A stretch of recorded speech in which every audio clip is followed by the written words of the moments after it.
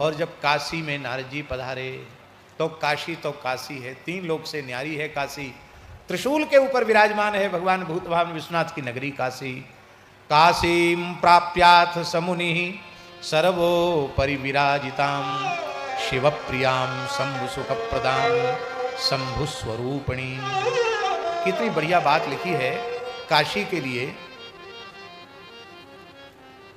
सर्वोपरि विराजमान। काशी में जब श्री देवर्षि नारद जी पहुंचे तो उन्हें बहुत आह्लाद हुआ, बहुत प्रसन्नता हुई। काशी का एक विशेषण है शिव प्रियाम, शिव जी को काशी बहुत प्रिय है। स्कंद पुराण का जो काशी महात्म्य है उसमें लिखा है कि एक बार एक राजा ने, देवदास ने शंकर जी की काशी शंकर जी से मांग ली थी, तो शंकर जी को अपने पूरे परिकर के साथ काशी छोड़ के जाना पड़ा। तो उस समय शंकर जी काशी के लिए रोते हैं, वियोग है शंकर जी को काशी का। एक एक करके भेजते हैं, भैया काशी में कैसी भी करके हम फिर से काशी में बसाओ हमको। बड़ा विलक्षण, बड़ा मधुर प्रसंग है स्कंद पुराण काशी महात्म्य का। कितने विनायक हैं काशी में? अरे अष्ट तो हैं, 64 विनायक हैं वहां, 64 विनायक हैं। 64 गणेश जी गए हैं वहां, और जो वहां जाता वहीं रम के रहे। चंडी गई वहीं रह गई, दुर्गा गई वहीं रह गई। शंकर जी जिसको भेजते हैं सब वहीं रम जाते हैं। अंत में भगवान शिव पधारे हैं। शिव प्रियाम, काशी भगवान शिव जी को अत्यंत प्रिय है। दूसरा विशेषण है काशी का शंभु सुख प्रदाम, शिव जी को सुख देने वाली है काशी। शंकर जी सबको सुख देते हैं, सबको, शिव माने कल्याण, आनंद, सुख, पर शंकर जी को आनंद देती है काशी, शंकर जी को सुख देने वाली काशी है। और तीसरा विशेषण तो ऐसा है महाराज जी, शंभु स्वरूपणीम, काशी साक्षात भगवान शिव का स्वरूप है। पुराणों में तो यह बात लिखी है। एक घटना हम आपको सुना रहे हैं।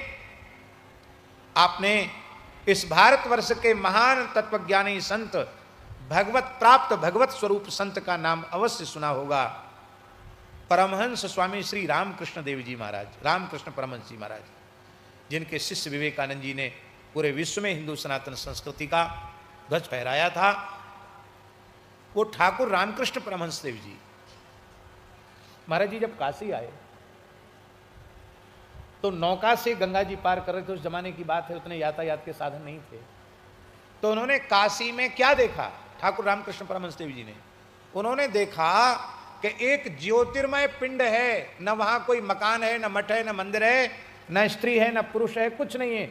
एक ज्योतिर्मय लिंग के रूप में काशी का दर्शन किया, ज्योतिर्मय लिंग के रूप में काशी का दर्शन किया। 5 कोश का ज्योतिर्मय लिंग है काशी। शिव स्वरूपणी, काशी साक्षात भगवान शिव का स्वरूप है। और एक विशेष बात है महाराज जी काशी महात्म्य में लिखा है, जैसे अग्नि में पड़ी हुई वस्तु आग बन जाती है, ऐसे जो जीव काशी का व्रत ले लेता है वो भी काशी का स्वरूप हो जाता है, शिव स्वरूप हो जाता है। इसलिए शिव सायुज्य को प्रदान करने वाली काशी। पूज्यपाद धर्म सम्राट स्वामी कृपात्री जी की बात बहुत अच्छी कहते थे, हम उसको धृत करना चाहते हैं। कृपात्री जी कहते थे कि जन्म लेने में हम स्वतंत्र नहीं थे। स्वतंत्र होते तो हमारी जहां इच्छा होती वहां पैदा होते। आप महाराष्ट्र में पैदा हुए, हम कहीं पैदा हुए, ये कहीं पैदा हुए, कोई कहीं पैदा हुआ, कर्मानुसार ही सब लोग पैदा होते हैं। जन्म में परतंत्रता थी, पर भगवान ने हमें आत्म कल्याण का पूर्ण अवसर प्रदान किया है मानव शरीर देकर के। तो मरकर भी हम अपना परम कल्याण कर सकते हैं। जन्म में हम पराधीन थे, पर मृत्यु में हम पराधीन नहीं हैं। यदि कोई मनुष्य कोई साधन जिससे न बनता हो, पर मोक्ष चाहता हो कि बहुत भटक लिए संसार में, अब हमें बार बार न पैदा होना न मरना है, तो स्वामी कृपात्री जी महाराज कहते काशी में जाकर पड़ जाए।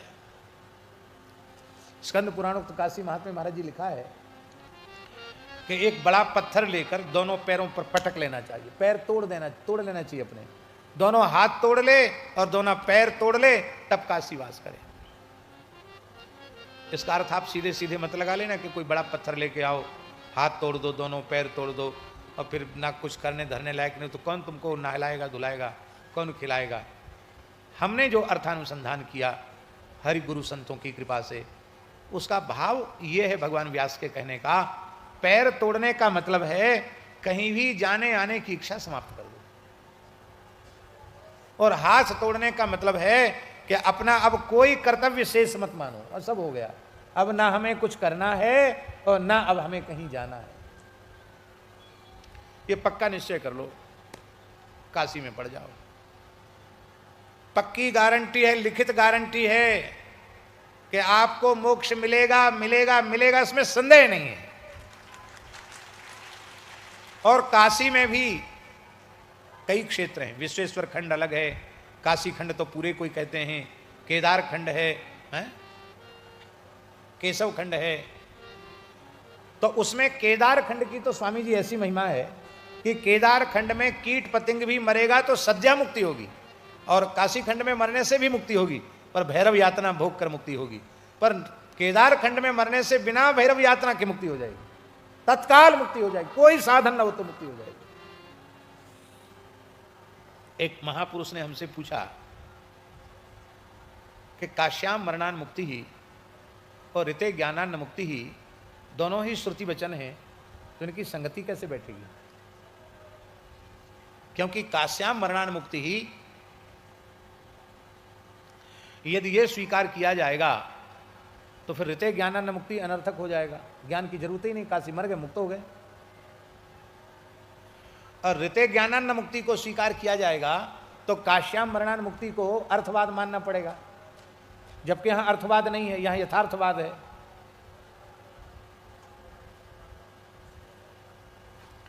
एक काशी के ही अच्छे महापुरुष ने पूछा था हमसे, पूज्यपाद पंचगंगा मणिकर्णिका घाट पर जो पूज्य सतुआ बाबा महाराज थे, परम पूज्य जगत गुरु विष्णु स्वामी आचार्य श्री स्वामी यमुना दास जी महाराज सतुआ बाबा, जिनके शिष्य इस समय श्री जगत गुरु संतोषाचार्य जी सतुआ बाबा इस समय पंचगंगा घाट में सतुआ बाबा मठ के आचार्य हैं। तो महाराज जी उन्होंने हमसे ये बात पूछी, बोले तुम तो पढ़ते रहते हो, पोथी पत्रा पलटते रहते हो, बताओ दोनों श्रुति वचन संगति कैसे होगी? तो हमने पहले तो उनसे कहा कि महाराज जी मैं तो बालक हूं, आपके सामने आप ही बताइए। बोले नहीं नहीं, हम तो आपसे पूछ रहे हैं। हमने कहा दोनों ठीक है, क्योंकि दोनों श्रुति वचन हैं तो दोनों ठीक हैं, इसलिए संगति कैसे होगी? हमने कहा संगति हो जाएगी। भगवान शंकर काशी में राम तारक का उपदेश करते हैं, तो भगवान शिव के जैसा उपदेश करेगा राम नाम का, तो तत्काल ज्ञानोत्पत्ति हो जाएगी और मोक्ष हो जाएगा, तो ऋते ज्ञानान मुक्ति सही हो जाएगा। पर काश्याम मरणान मुक्ति कैसे होगा? वो तो ज्ञान से मुक्ति हो रही है, माने ये सुविधा काशी में ही प्राप्त है, दूसरी जगह प्राप्त नहीं, इसलिए काश्याम मरणान मुक्ति। तो बोले हाँ बात तो ठीक है, पर मैं कहने को तो कह गया, पर मुझे लगा कि हमने सही बोला कि नहीं बोला। तो हमने एक ग्रंथ देखा, बहुत विलक्षण ग्रंथ है सनातन धर्म का, उस ग्रंथ का नाम है वीर मित्रोदय। भारत सरकार ने लाल बहादुर संस्कृत विद्यापीठ से उसको प्रकाशित करवाया, मूल संस्कृत का है, महाभारत के जैसा विशाल का ग्रंथ है, 1 लाख से ऊपर श्लोक है उसमें, और एक ही ग्रंथ में सनातन धर्म की सारी जानकारी है। हमने बहुत अक्षर सा तो पूरा नहीं पढ़ा, लेकिन सिंहावलोकन न्याय से उस ग्रंथ को देखा। उसमें जैसा हमने अभी उत्तर दिया, यही मित्र महर्षि ने लंबे चौड़े शास्त्रार्थ के बाद यही उत्तर दिया है कि दोनों ही सही हैं, काश्याम मरणान मुक्ति ही और ऋते ज्ञानान मुक्ति। हमने कही चलो एक आचार्य की, महापुरुष की विचार पर मोहर लग गई, अब ये बात सबके बीच में कहे जाने योग्य हो गई। काशी मुक्ति की खान है, विश्वनाथ जी की बड़ी कृपा है, बहुत कृपा है, अन्नपूर्णा जी की बड़ी कृपा है, बहुत कृपा है। तो महाराज जी भगवान शिव की जो पुरी है वो शंभु स्वरूपणी है, साक्षात शिव स्वरूपणी है। श्री रामकृष्ण परमहंस देव जी ने ज्योतिर्लिंग के रूप में पूरी काशी का दर्शन किया, और जब वे नौका से पार, नौका वाला कह रहा है स्वामी जी कि आप उतरिए, उन्होंने कहा कि मैं शिवजी पर पैर कैसे रखूं, समाधि लग गई उनकी। तब कहते हैं कि गंगा जी के घाट पर सिर के बल उतरे, वो पैर नहीं रखा उन्होंने, बोले यहां मस्तक रख के उतरेंगे। ये साक्षात ज्योतिर्लिंग है काशी।